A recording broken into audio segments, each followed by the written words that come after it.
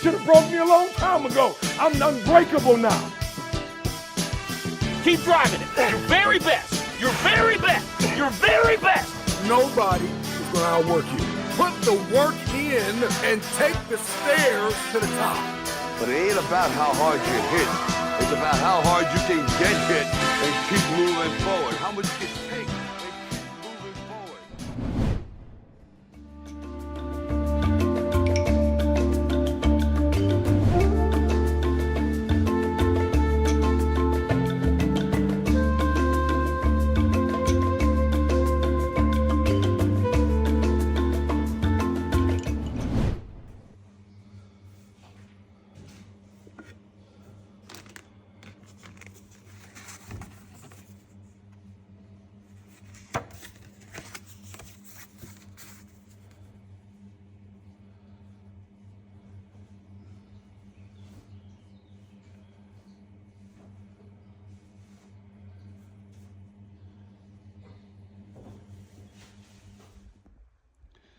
I don't know if you guys can see it in the distance, but there's the cross.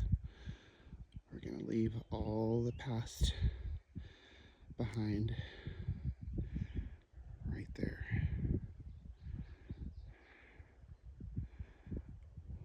All the child abuse, all the neglect, verbal abuse, abandonment,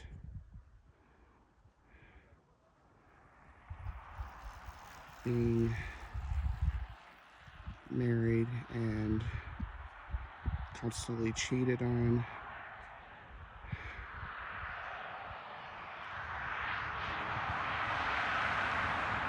and leaving it all behind.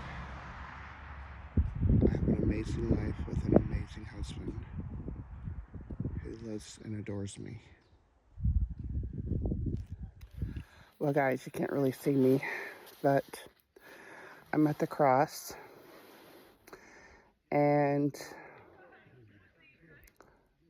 I'm going to tell a little bit about my story for a lot of you who do not know, and you guys have been curious, and I've always been very open about it, but I want to talk about it for the last time.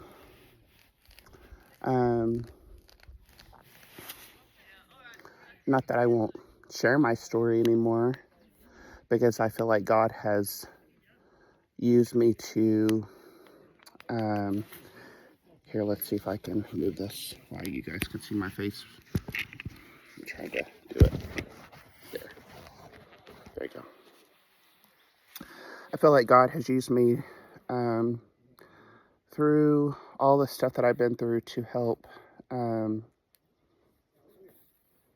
lot of kids. I've helped young adults. I've helped women. It's helped me heal, to share my story. It's been extremely painful. Feeling empty.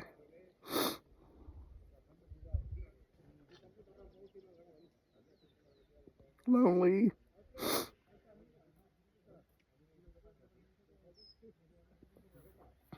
Many, many, many times I just wanted to give up.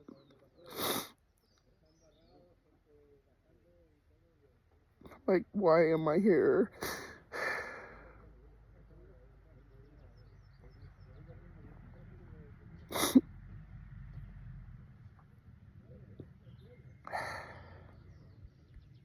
So as you guys know, my mom had me at a very young age. So that meant her raising a child and me being a young child myself. And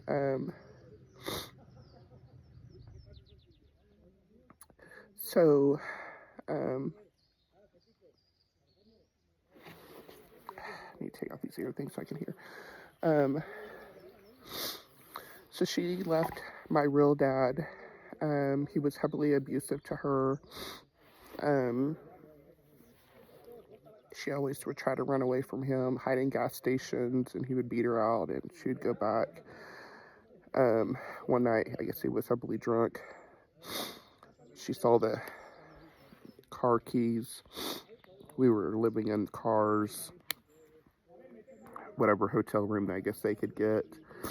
Anyway, one day he was passed out somewhere. I don't remember where they were. She snuck out of a window where they were with me, got in the car, and drove. We were living in Texas. My name used to be Kirsty Skinner. And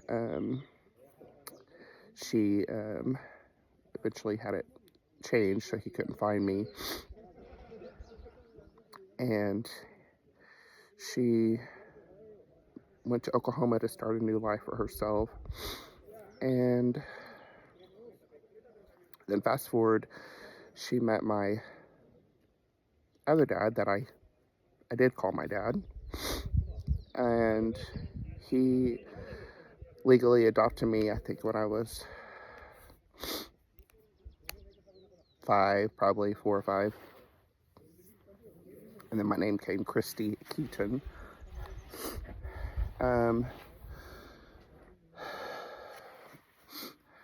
Anyway, I remember from a very early age, my mom said she saw the red flags. So of course, she married him. She ignored him. He used to be a truck driver. He had magazines in the back of his truck that used to be pornography of kids. And anyway, he started sexually abusing me. And that went on for at least 12 years. My parents, they divorced when I was in 6th grade. I had to repeat 6th grade. At the time, we lived in Newcastle, Oklahoma. I was raised on a farm. And when my mother divorced, she moved us to Stillwater, where Oklahoma State University is. She got accepted to work for the big OSU vet clinic, and then she wanted to go back to school herself. She never really completed her school either. She had to get her GED, and so anyway, it's pretty awesome. She eventually got her GED, and then she put herself through college, became a physical therapist. Anyway, so sorry I keep being quiet, but there's lots of talking, so I'm trying to not lose my train of thought. So when we moved to Stillwater, my dad would have us on every other weekend. Well, when my 2 sisters, my parents had 2 sisters, had 2 other siblings, so obviously became my sisters. My middle sister's 5 years younger than me, and my youngest is 6 years. And knock on wood, he didn't do anything to them, I think, because biologically they were his. So anyway, so when he would still get his visitation every other weekend, he would still do things to me, and everybody would say, well, why didn't you tell your mom? And I'm like, well, my mom even actually said, if anybody ever touches you, whatever, make sure you come and tell me. He never threatened me. He never did anything. I don't know why. I just didn't. And what made me finally tell her is I was 16. You know how we're all 16 and we meet this boy and we think we're going to marry this guy. He's madly in love. He's going to be our future husband. I'll never forget him. I've actually tried to find him. I've looked him up since my 20s. I've never been able to find him. All I know is I think he went to Edmond High School. His name was Joe Hargis. And he was a saint. It was a July 4th weekend. I remember we were walking, and I said, I'm not perfect. And he goes, what are you talking about? And I told him all the stuff that had happened to me. And he's like, have you told your mom? And I was like, no, and I don't plan on to. And he's like, oh, yeah, we are. We're going to go tell your mom now. So anyway, went and told my mom. And then, of course, that started the whole court proceedings and blah, blah, blah. And anyway, the last time I saw Joe was he had to go to the court. Obviously, they subpoenaed him. And that was the last time I ever got to see Joe. It was pretty heartbreaking. He was just amazing. I never got to tell him thank you. But so anyway, thank you, Joe, wherever you are. I've prayed about you and thanked you many times. Anyway, what happened to my dad?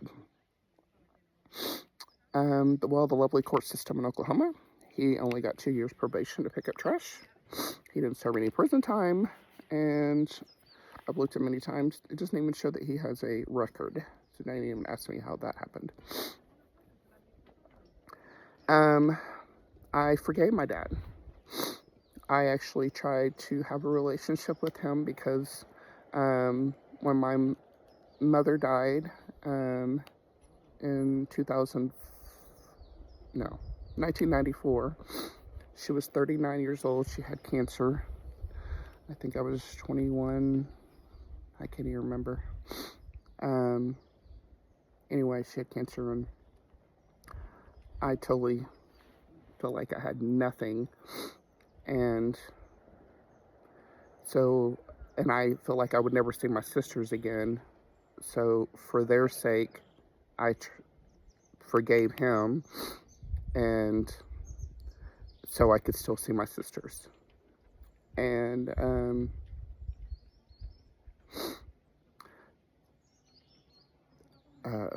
so anyway, one part that made high school extremely hard is my mom was a single mom. She couldn't afford to raise me and my 3 sisters. A lot of people think she asked me to move out, or basically, well, I don't know how you want to put it, but basically I was kind of abandoned, gently pushed out. She could not afford to raise me and my 2 sisters. I had 2 options: feel sorry for myself, turn to drugs, turn to prostitution, whatever. I did have several people I was very involved in my youth group, who did try to help me. I was kind of stubborn and said I was going to try to take care of myself, me being Miss Independent. I did run a room from 2 college girls. I worked 2 jobs, worked at Walmart and El Chico. I went to high school half a day. I went to cosmetology the other half a day. And so I don't remember anything in my junior, senior year. I didn't get to be a kid. I didn't get to enjoy any of my high school years. And the only thing I got to do was do prom. Of course, I bought my own prom dress. And I was grateful that I got to do that. And other than that, I don't really remember much besides trying to survive. That was extremely hard. Anyway, so when I graduated high school in 91, I left Oklahoma and moved to Texas to start a new life for myself because I wanted to get clear away from the bad memories from Oklahoma. So anyway, catch back up. My mother passed away in 94, and so I sat down with my dad. I said, look, I'm going to forgive you. I'll never forget. Obviously, I'm only doing this because I want to have a relationship with my sisters. So when I moved to Texas, I periodically would go down so I could visit my sisters and all that stuff. Anyway, then you fast forward, I was about 29, I met Randy, who I married, had 2 beautiful girls, and I got red flags before I married him. He never likes to talk negative about something, but I am telling my story, so I'm going to do it. Um, the red flags were used to be involved in swingers, um, and asked me if I'd ever done that. I'm like, no, I don't plan on it either. So that highly alarmed me and bothered me, and I should have listened to it. Did I? No, obviously. Kept moving forward. Anyway, so I married him. And then early on, I started getting the feelings, which I have a very strong gut intuition. I knew something was up. And I started seeing stuff. But basically, he was always on porn sites. And I would catch his work computer left on, and there was always these escort services. It showed his schedules and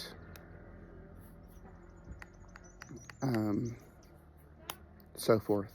I'll leave a bunch of details out.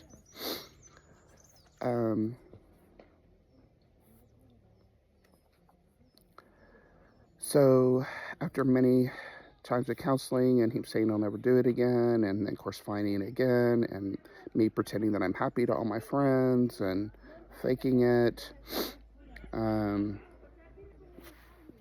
I said enough's enough. I never visualized myself being a single mom, but I'm like, at the time I was 40 or something. I'm like, I'm not gonna live my life like this. I'm young.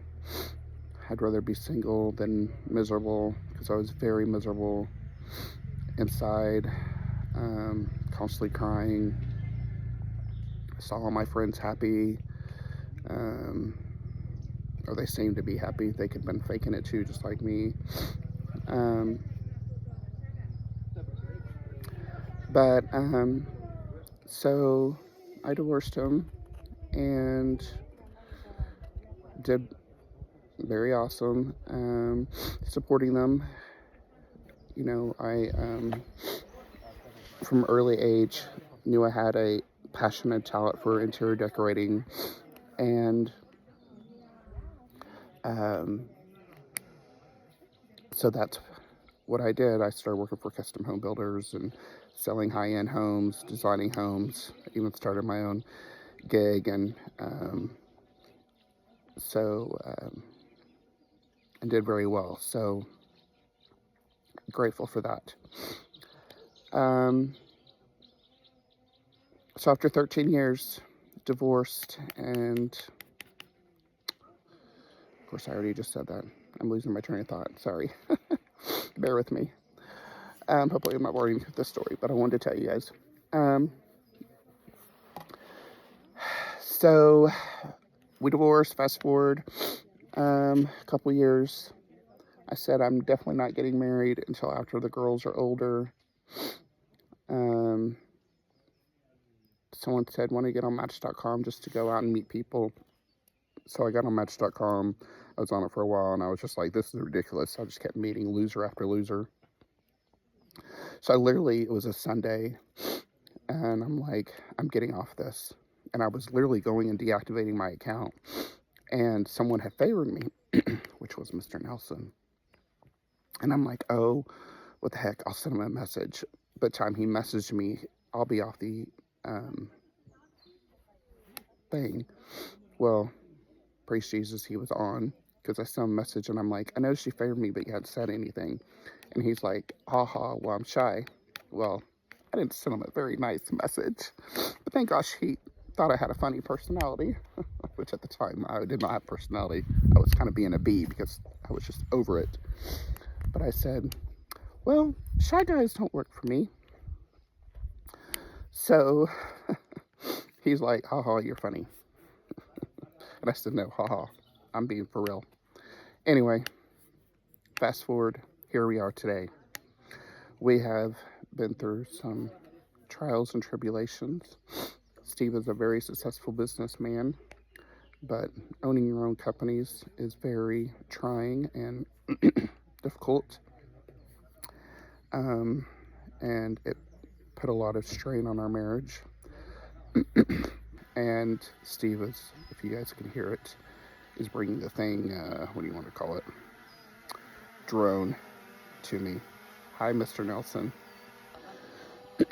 So anyway, anybody, and also just to catch you guys up on the whole dad thing, I have now officially disowned him. I don't have anything to do with him, and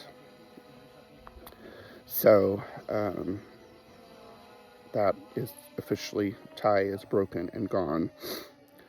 So this video is getting long, so I need to end it up since I'm at the cross.